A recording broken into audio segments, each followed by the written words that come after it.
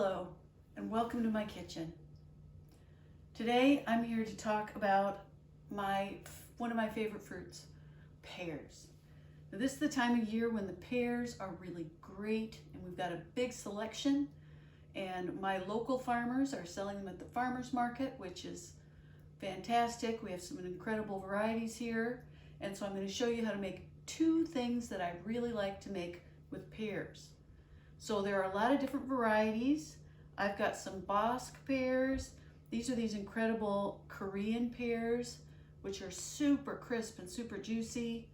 I've got some d'Anjou pears, and you can get Poached pears and French butter pears. There's a lot of pear names that have butter in the name, or beurre, the French word for butter, because people really want that super soft and tender thing. There's Bartlett's and all these great pears. So I'm just going to single out a few. Now these I'm going to use today to make a salad. These are Luscious Pears, which I buy from a farmer here in St. Paul, Minnesota. And they are one of my favorites. You can see they're sort of petite. But again, I'm going to show you how to make an incredible salad that you can make with whatever pear is good where you are, because that's kind of how it is. If you've got a pear, the best pear is the pear that's good where you are. And I'll tell you one thing, the most important thing that I ever learned about pears was how to tell when a pear is ripe. Now, I meet people sometimes who've had a bad experience with a certain fruit, say a peach or a pear, where they thought they had good ones, and then they came home and they sliced them up, and they were either hard, rock hard, or they were mushy, or in the case of pears, they can get this weird sort of granular thing going. Now that granular thing is actually a throwback to the olden day pears. Originally, pears were grown more to make cider, right? And actually hard cider in their land of where they were super popular in England. So it was the same thing here in the United States. People grew all these scrubby apples. They were very sour, but they mostly made cider out of them because that was a cheap way to get booze. So the original pears, and now you can get, these old varieties are back for making Peppery, which is cider made from pears, and they're so granular that, they're not even that good to eat. But they're nice and tart, and they're good for fermenting and making into bubbly, delicious pear cider. So the way to show whether a pear is ripe or not is super simple. Just nobody ever talks about it. Press on that very top. So this little part around the stem is where you're going to be able to tell whether your pear is ripe. That's where it ripens first. Maybe it's because it's the smallest part, maybe it's because it's by the stem, but you just want a little give. This isn't a banana, and that is the mystery solved. So if you wait until there's any give in the rest of it, it's gone too far. So for today's dessert, I'm going to show you how to make poached bosc pears in cherry juice. And one of the things we're going to learn here with our bosc pears is about the texture of bosc. Now, when you're going to do a dish like this, you can make it with any of these pears, but the bosc has this crisp texture that stays firm even after you poach it. So you'll have this beautiful pear. I'm sure you've seen photos of these in food magazines. You can have this beautiful pear. And so I go and I pick out pears that have a stem and that sit nicely, because I want them to sit on the plate nicely, as you'll see at the end. So I'm going to show you how I'm going to cut these pears, because that's sort of the only tricky part.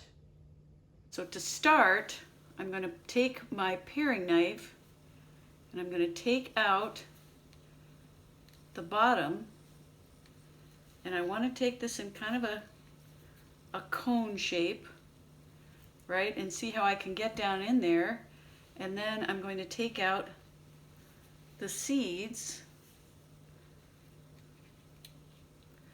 You've got to be aware of how far your knife is going. You want to visualize that paring knife keep your paring knife from going out the side of the pear. And so then once we've got the little seed part taken out, we can leave the pear whole and then do a careful little peel of the pear.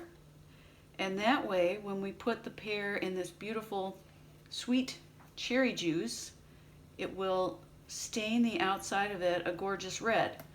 Now, a lot of the time when people make this dish, they use wine, and that is absolutely lovely, but I'm going to avoid adding extra sugar by using sweet cherry juice. And also, for those of you who are avoiding alcohol, although the alcohol will all boil off, this is going to boil for quite a while, but it's just a way to use natural sugars in the fruit. And this guy is ready to poach. So now I'm going to put it in the pot and do the rest of them.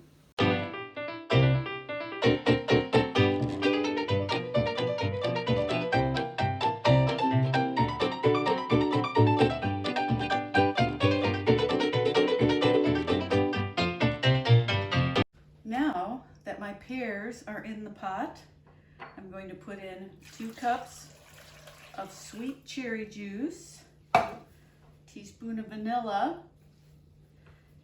a cinnamon stick, and I've got an orange here, and I'm just going to use my paring knife to cut off some of the peel. This is a favorite way that I have of getting a little citrus flavor into a dish without having to fool with all sorts of troubled things.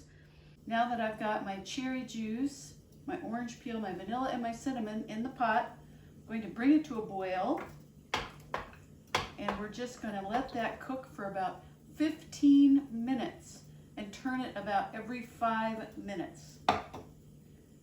So I will get a lid on there, slightly ajar. So we'll let this come to a boil, and while that heats up, I'm going to start a beautiful French style pear salad. Now this one's super easy. I'm going to use these little luscious pears, my faves, and I'm just going to cut them up into a bowl. Just unbearably delicious, unbearably easy. Oh, that one's got a little bruise.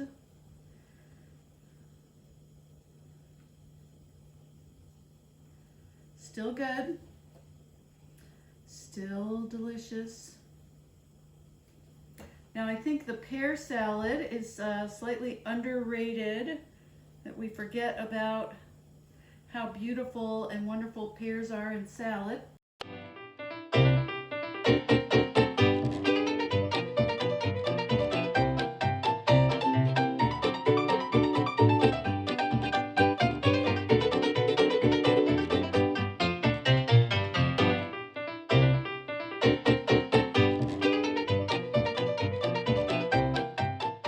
While this cooks, I've got my beautiful chopped up pears. Aren't they just lovely? And then I'm going to add to that some chopped shallot, which sort of keeps it from turning into a dessert. And I'm going to add a little bit of walnut oil.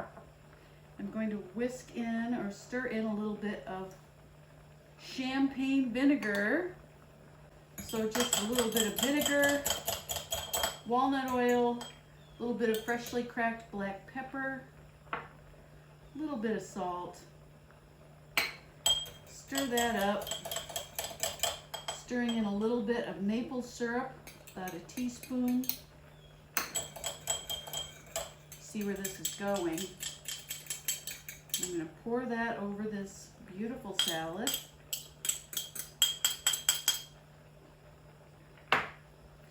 Just give it a quick toss.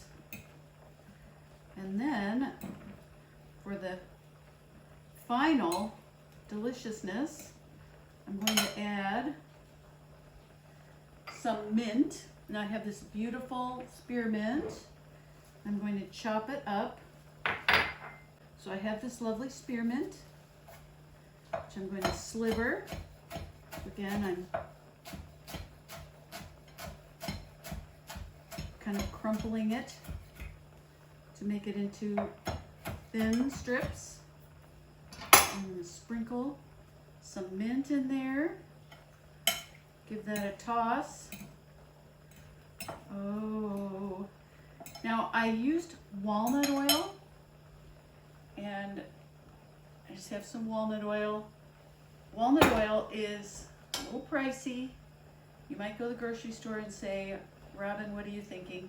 Well, one of the great things about walnut oil is, like walnuts, it's got lots and lots of those omega-3s that people eat all the salmon for. So putting some walnut oil in your salad dressings is a smart move. Now, if you don't want to spend the money or you can't find walnut oil, it's absolutely fine. Use some avocado oil, canola oil, whatever is a neutral oil that you like. So to finish this salad, I'm putting on some chopped walnuts, toasted walnuts. So is this not to die for? Isn't this beautiful?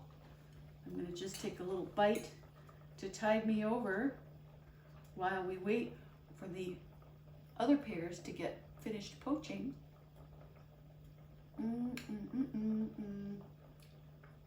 The pears are perfect, nice and ripe, and just a quiet little dressing, hint of walnut in there. You can taste the nuttiness. Got a little bit of mint, and you know, I like to make sure my black pepper is cracked freshly, so I grind it about once a week. Just grind it up in the Vitamix or a spice grinder, so I know that it's got some flavor. So all right, I'm going to set this aside and wait, and we'll be back in a second. Welcome back.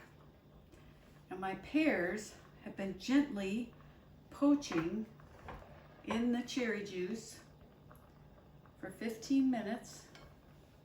So I'm going to gently pull them out of the liquid with my tongs, and they are so tender. You see they've turned a beautiful burgundy color. So you want to make sure you turn them in the juice.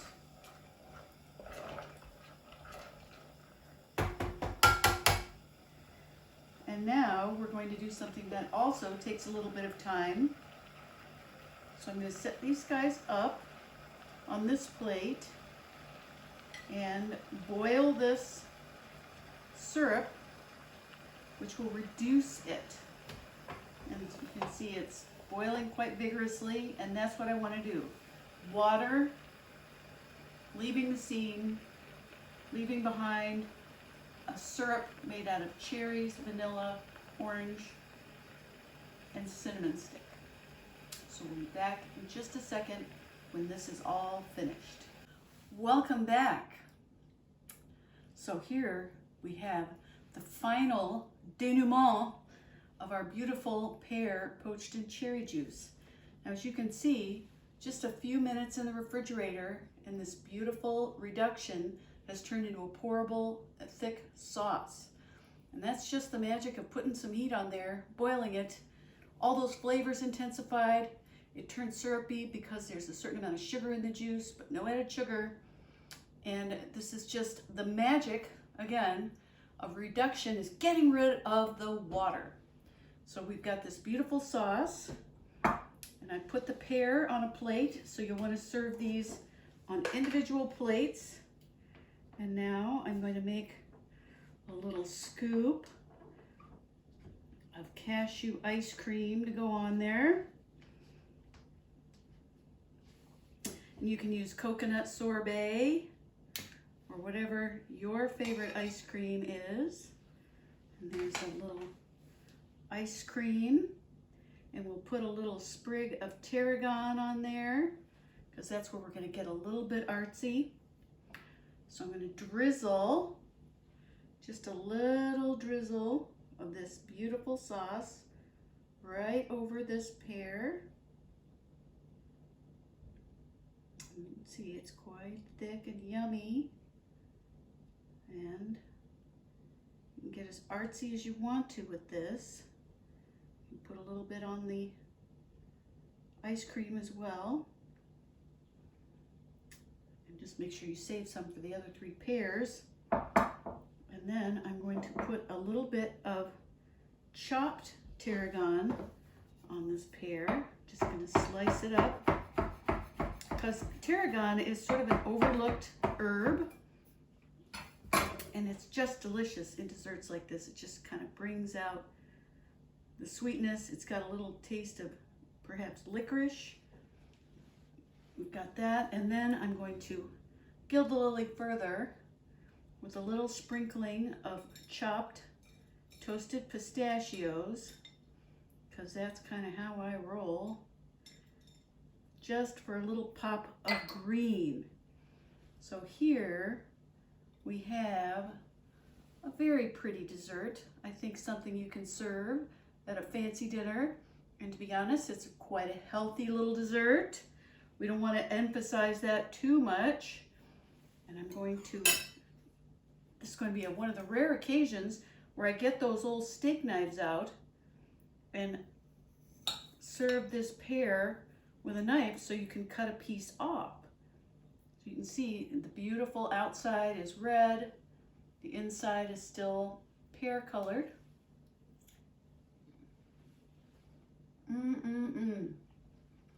Yum. The pear itself is delicious. The sauce is delicious. That cherry taste. Just complements the pear. And of course, you get to have a little bite of ice cream. You can't go wrong there. So I hope you'll go out, get yourself some fruit, get yourself some pears, and try making these very simple, very delicious dishes where we just zhuzhed them a little, just amped it up a little with reduction and with some herbs and some tasty walnut oil. Because remember, at my house, it's all about the flavor.